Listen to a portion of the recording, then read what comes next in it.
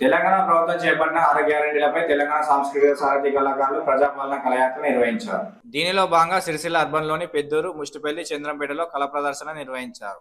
ఈ కార్యక్రమంలో Congress party senior నాయకులు, జిల్లా తెలంగాణ సాంస్కృతిక సారథి కళా బృందం టీం లీడర్ ఎడమల శ్రీధర్ రెడ్డి, కళాకారులు పొత్తూరి రాజు, శ్రీరాముల రామచంద్రం, గడ్డం శ్రీనివాస్, గడ్డం దేవయ్య, గుగ్గిళ్ల పరశురాములు, వంతడుపుల గణేష్, కోడూరు సంజీవ్, అంతడుపుల ఝాన్సీ, అంతడుపుల లావణ్య, కిన్నెర శ్రీలత, అనుముల శిరీష, పట్టణ ప్రజలు, మహిళా సంఘాల ప్రతినిధులు, సీనియర్ నాయకులు తదితరులు పాల్గొన్నారు.